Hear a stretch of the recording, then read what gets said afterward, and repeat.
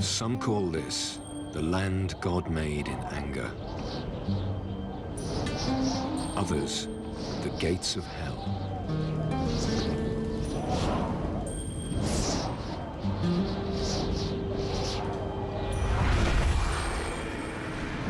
Scorching heat. Shimmering mirages. The deserts of Namibia in southwest Africa. This is a hostile place.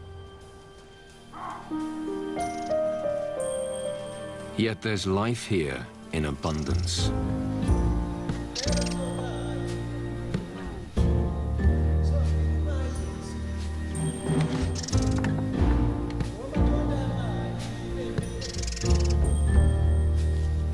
How do these creatures survive?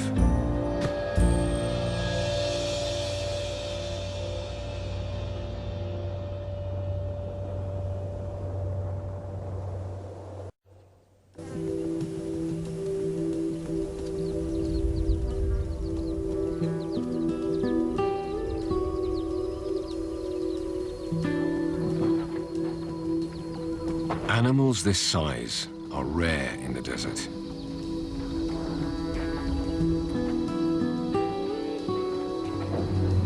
Large bodies need huge quantities of food and water. In the deserts of Namibia, both are in short supply. Some of the largest animals on the planet, flourishing in one of the driest landscapes on Earth. Namibia's desert kingdom is framed by two enduring rivers, to the north and the south. You can travel for days here and see nothing but dust and sand. The secret to survival in this barren landscape lies in these vast, dry valleys cut through the land. Riverbeds with no sign of water. Yet here, even without rain, life clings on.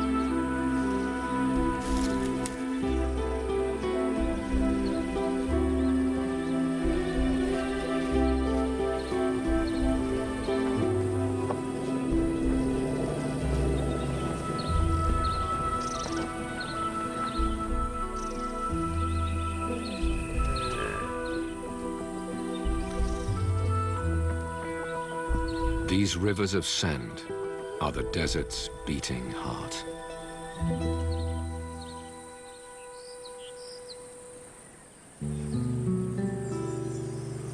Strangely, the Namib Desert is created by water. Far inland, rivers flow through the mountains.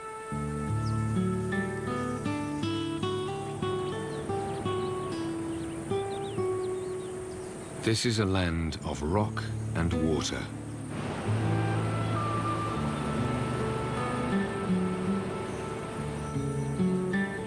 And with so much water, there's no shortage of life.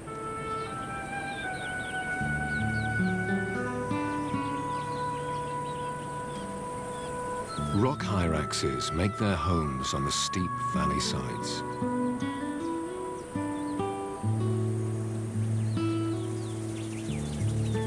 Swifts nest here by the thousand, and they're constantly on the wing in search of insects.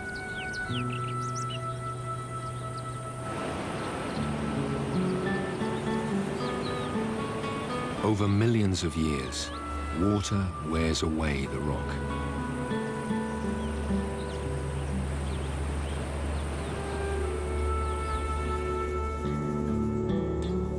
It carves deep gorges, grinds mountains into sand, and washes it down towards the sea.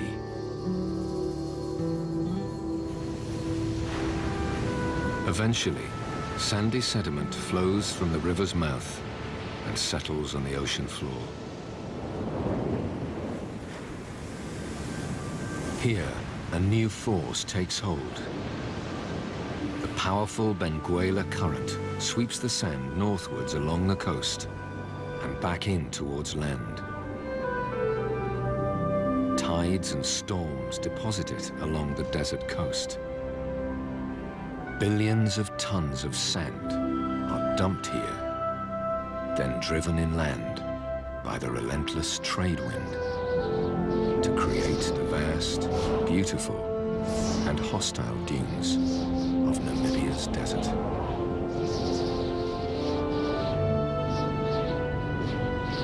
No rain. No water. Just sand.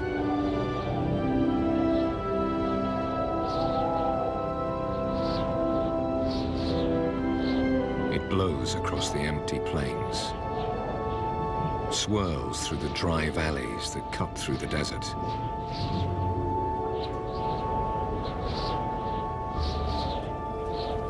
The valley floor is home to creatures that could survive nowhere else here. Springbok, oryx, even elephants.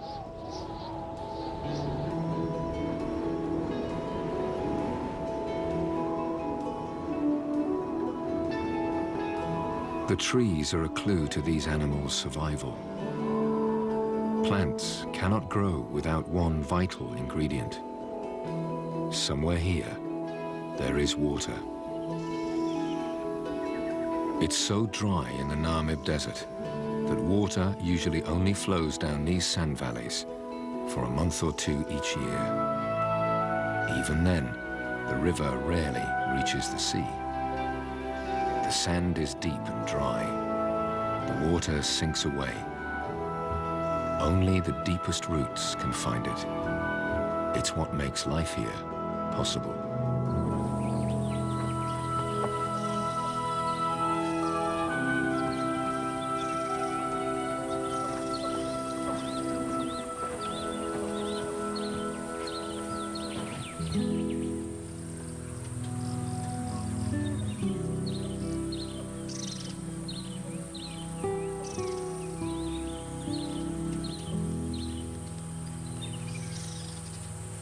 Even a full-grown bull elephant struggles to reach the good stuff.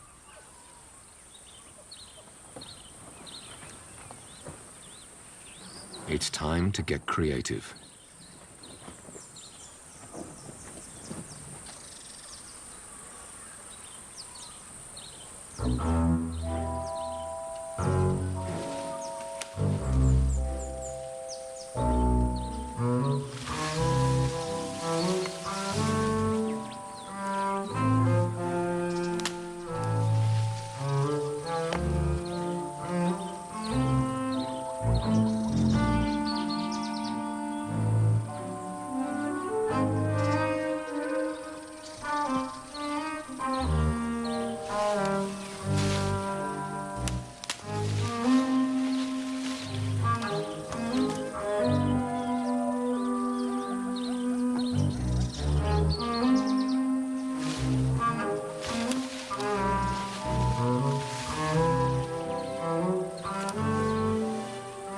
Elephants are social animals.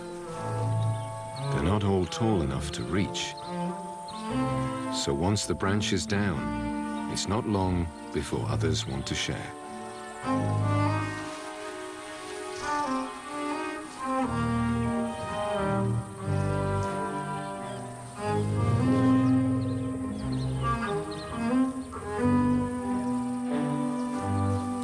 The bull's having none of it.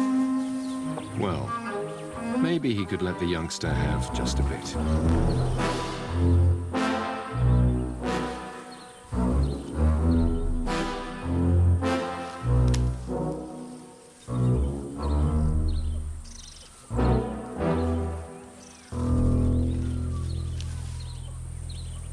By the time the rest of the gang arrive, there's nothing left.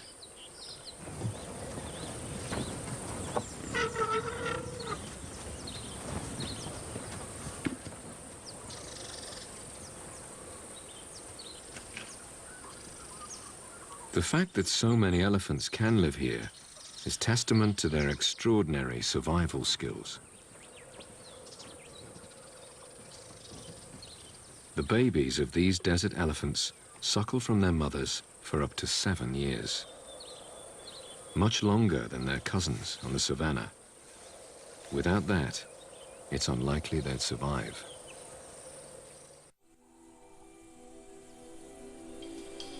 Moisture trapped beneath the sand is not the only source of water here.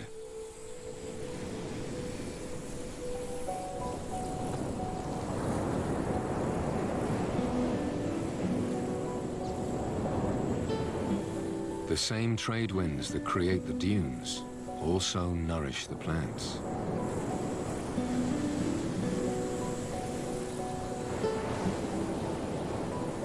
The weather along Namibia's coast is notoriously brutal. The shoreline is littered with wrecks.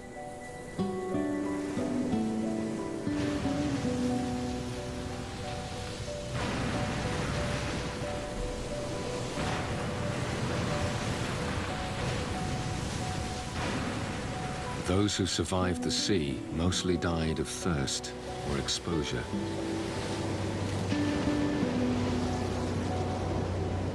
The few who lived to tell the tale gave this shore its name, the Skeleton Coast.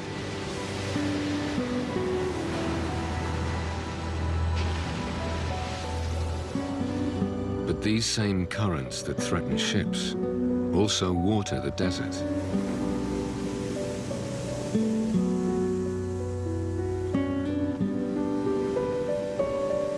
Cold seawater is heated by the warm desert shore.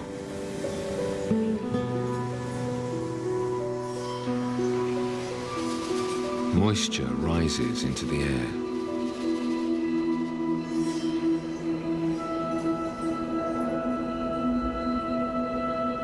From time to time, the trade winds blow this humid air inland.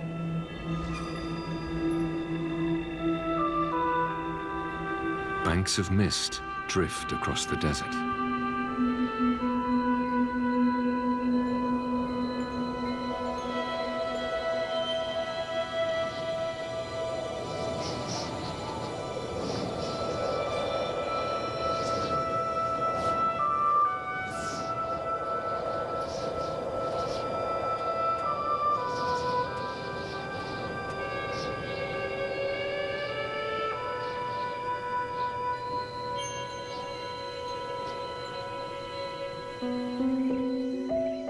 In the sand river, in the cool of the morning, water condenses on the leaves.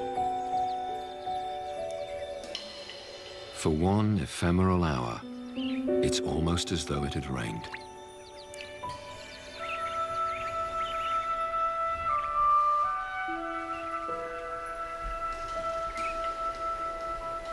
But soon, reality returns.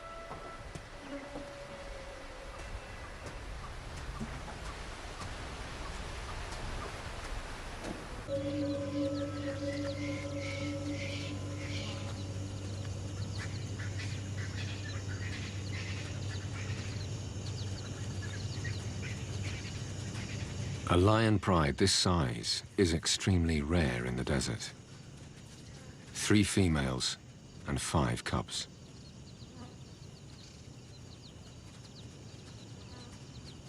There is enough prey for them, but these desert lions have been persecuted by humans to near extinction.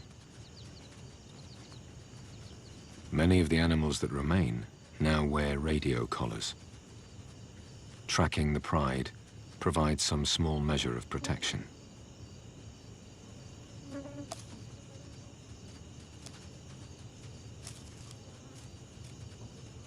Here, for now, they are comparatively safe.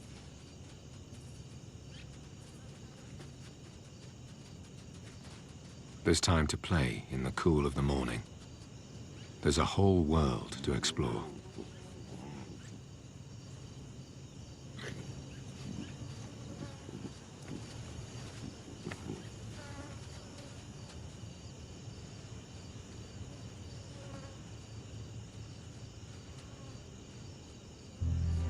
But there are hard times ahead.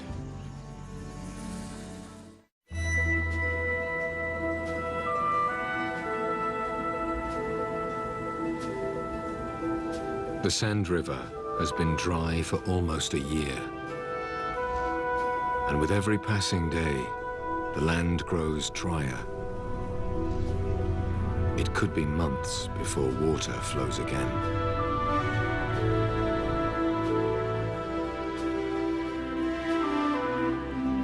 Yet life goes on.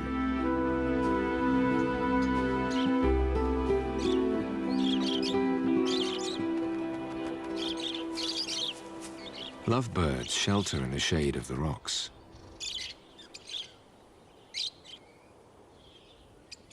There are still seeds for them to feed on, and a new generation of lovebirds to create.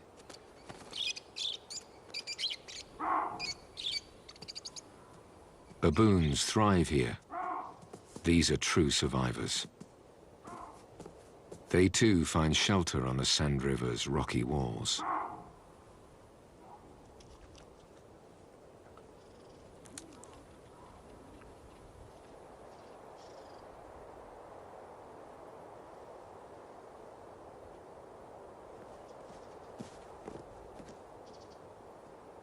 Fruits and leaves provide welcome moisture.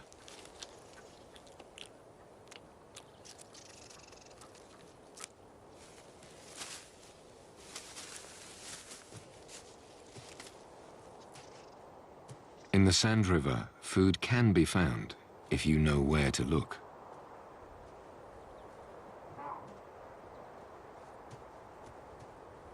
The older, more experienced baboons rarely go hungry.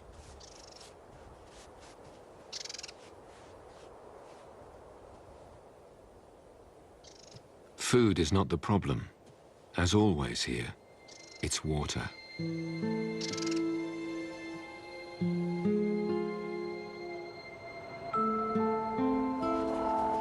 A meerkat family finds just enough to eat on the slopes above the valley.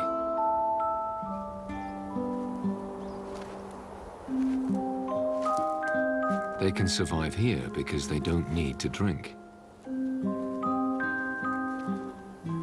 They get all the water they need from their food.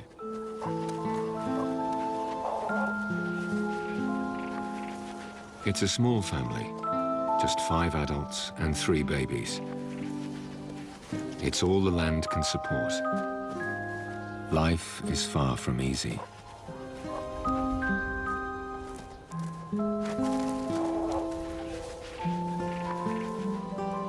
Every day they must scratch a living from the unforgiving sand and gravel.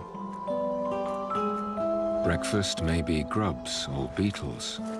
If they are lucky, a juicy scorpion.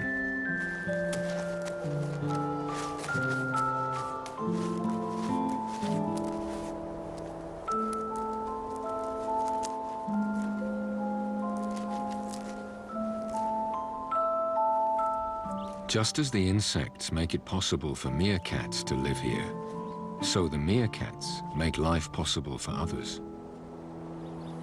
They must watch for foxes, jackals, snakes, and for danger from above. Eagles patrol these skies. This one has already made a kill. But it's not from their group. For now, the skies are safe.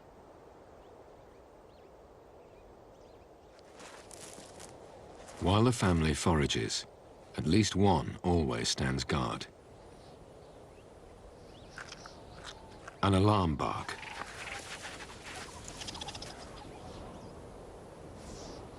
One has spotted danger.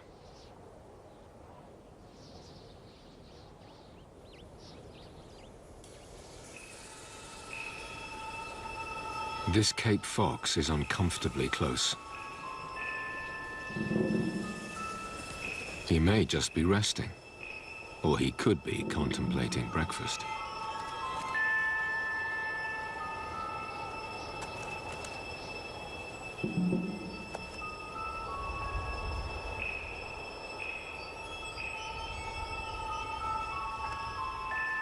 Most likely, he's just warming up in the early morning sun. It's a calculated risk, but perhaps there is time to catch that beetle after all.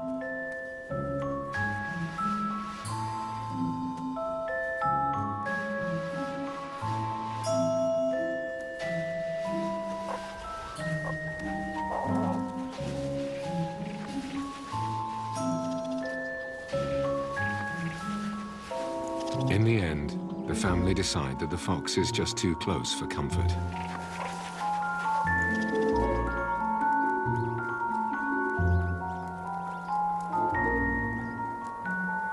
He's not going anywhere. In fact, he may have moved in for good.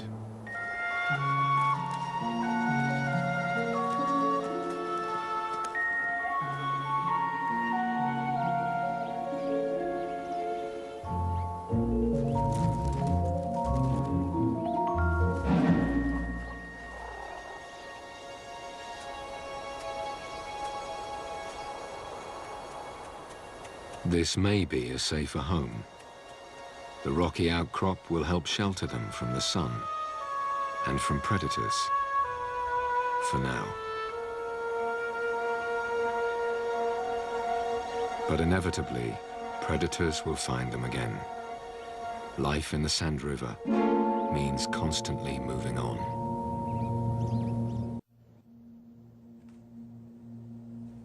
On the vast, barren plains between the Sand River valleys, life is even tougher. As always, it's all about the hunt for water. Ostriches can walk huge distances. They're built for the desert. Oryx and springbok, too.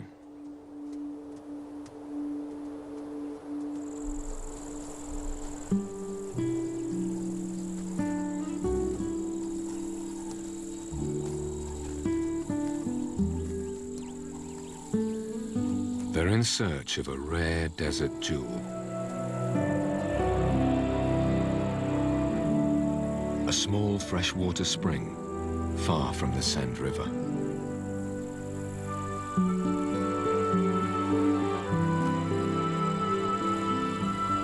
For the animals that can get here, there's a trickle of water all year round.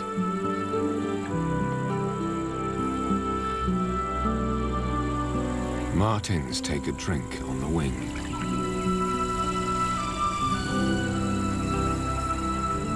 Sand grouse fly in from up to 60 kilometers away.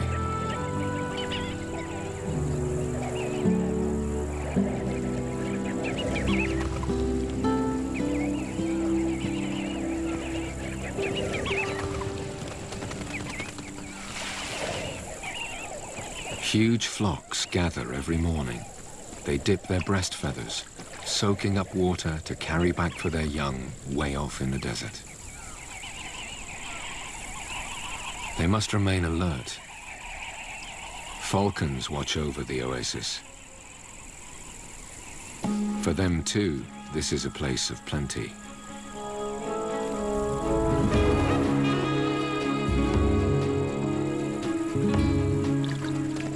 The grouse see the predator coming. They scatter.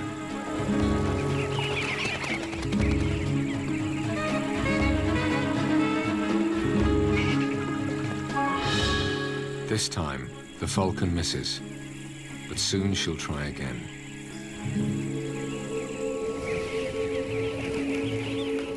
This time, the falcon doesn't miss.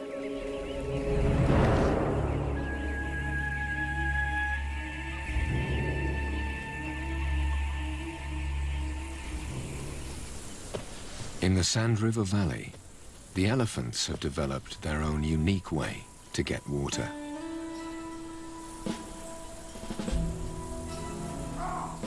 The trees have deep roots.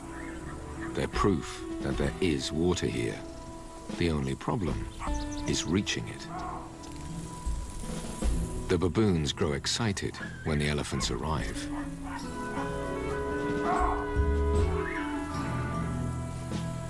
They know what's coming next. The elephants are their ticket to a free drink.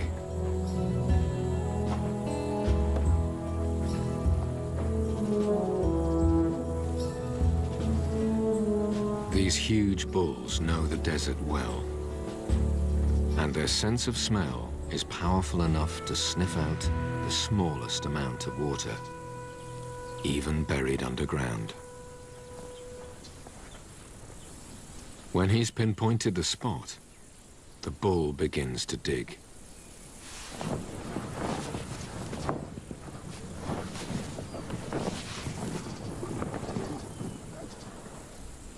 All the baboons need to do is wait.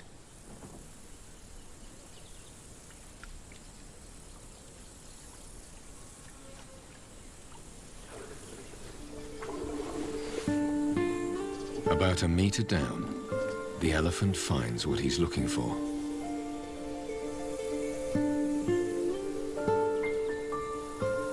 He siphons off the sandy water to leave a fresh, clear pool.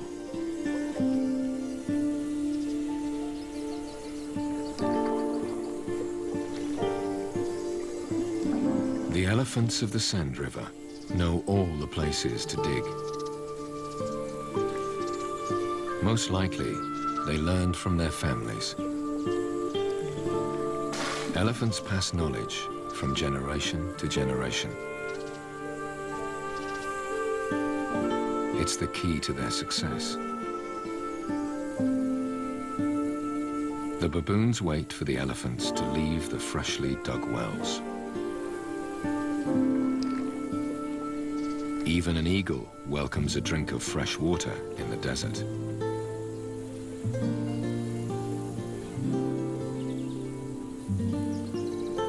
For all these animals, this is a fleeting opportunity. All too soon, these wells will run dry.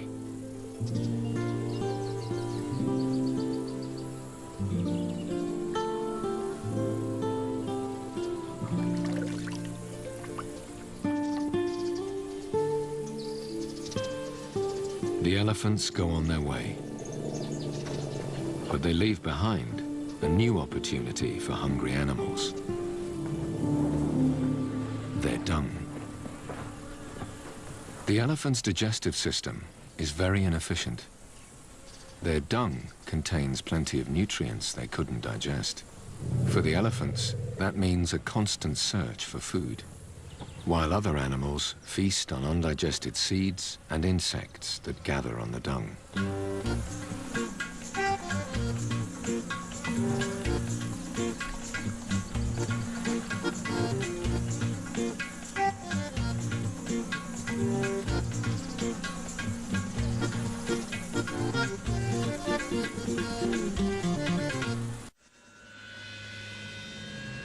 Soon the last drops of water and the last scraps of dung will be gone.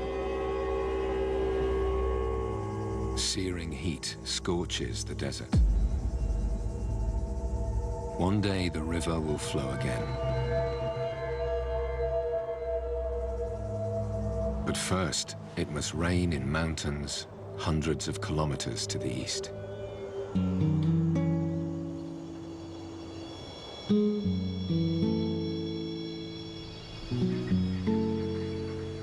Until then, the next drink and the next meal are never certain.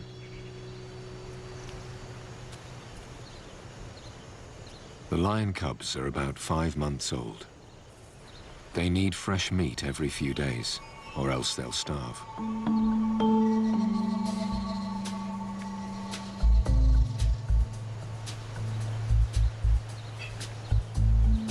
Franklins pick over the remains of the elephant dung.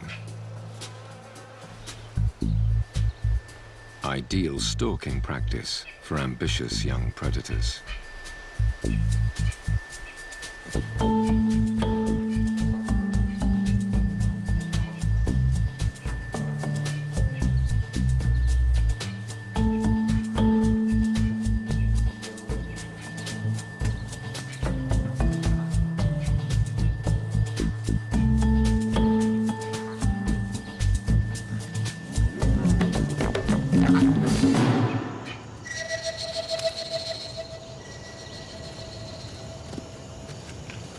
Luckily for the birds, the lion cubs are easily distracted. These youngsters still have a lot to learn before they can kill for themselves.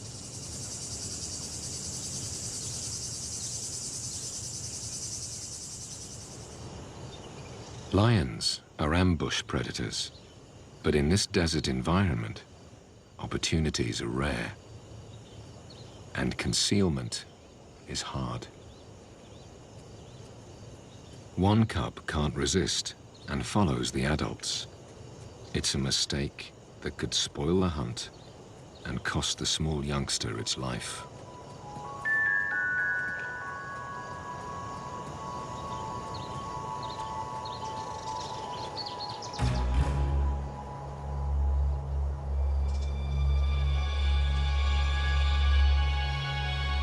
An oryx is heading towards them, an opportunity.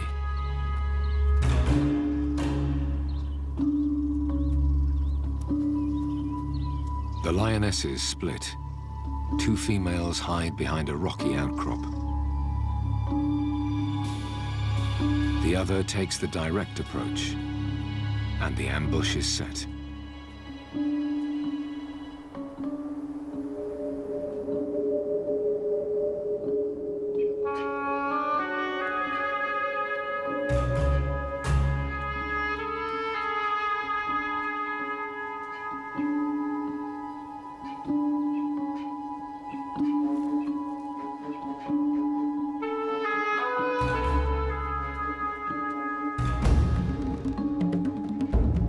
But the cub spooks a herd of springbok.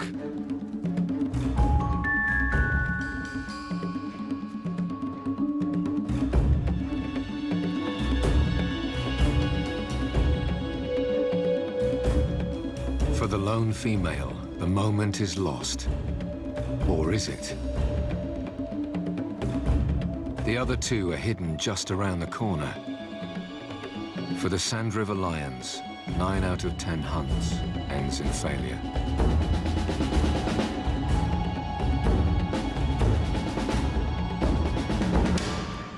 But this time, they're in luck.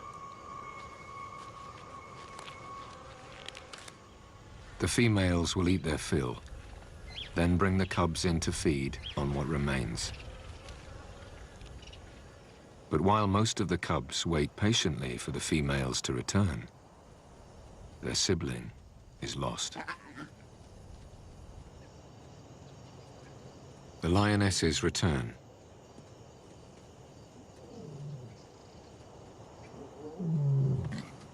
The cubs are delighted to see them, but the adults soon realize that one is missing.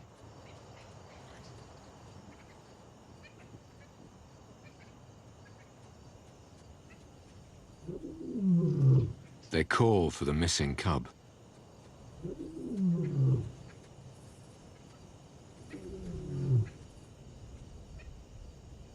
The calls have attracted the attention of 2 large males. If they fathered the cubs here, all will be well. If not, they'll kill them in order to sire cubs of their own.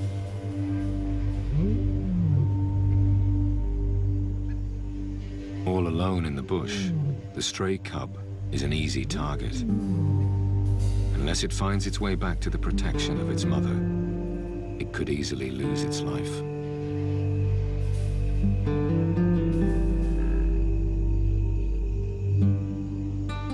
The sun sets after another dry day in the Sand River.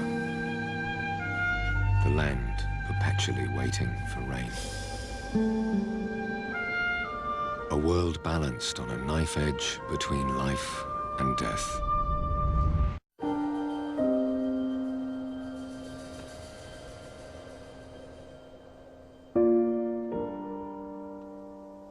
Then a new day begins, and the temperature starts to climb once more.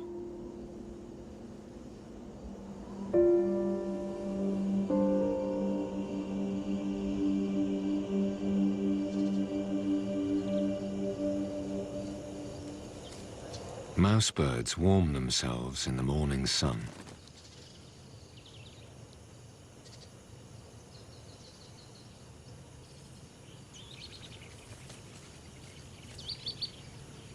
the smallest movement in the undergrowth.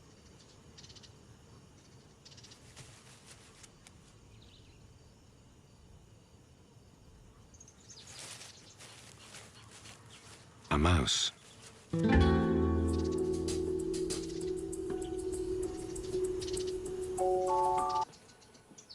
The caracal gets both food and moisture from a single meal.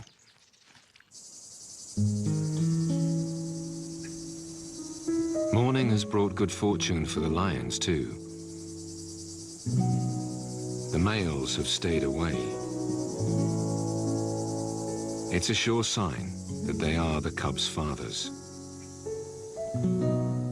If they weren't, by now the cubs would most likely be dead.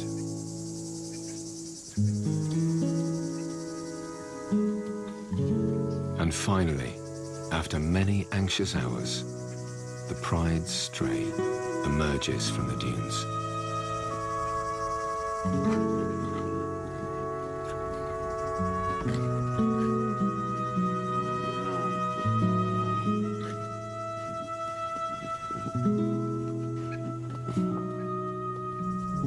A joyful reunion amongst the parched and tangled roots.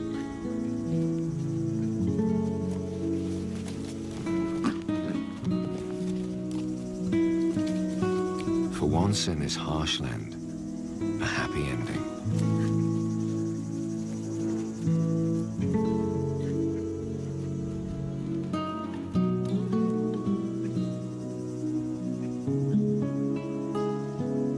The males continue their long march around their territory, checking for intruders.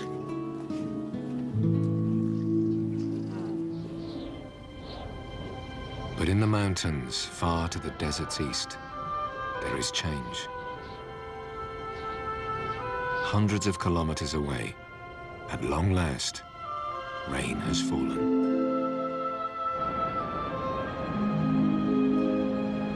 It pours through rocks and canyons and spills out onto the desert floor.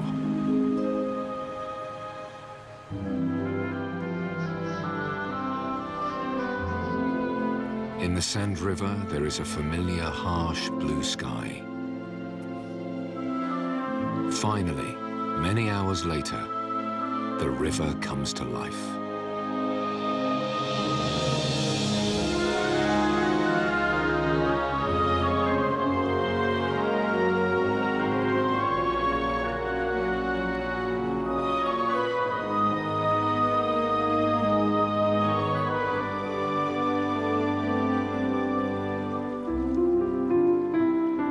It's a meager trickle, but it's more water than this valley has seen for a year.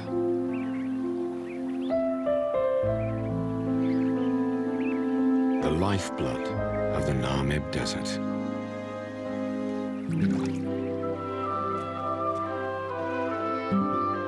The reason why anything can live here at all.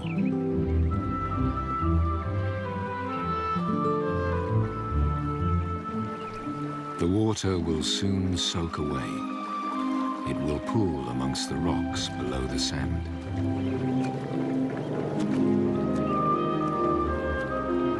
The roots of the trees will reach down towards it. Their growth will fuel new life.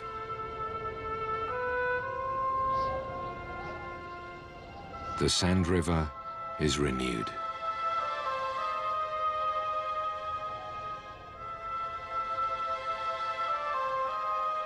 And then,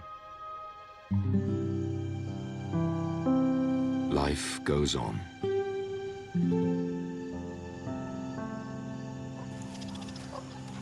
The future here is always uncertain.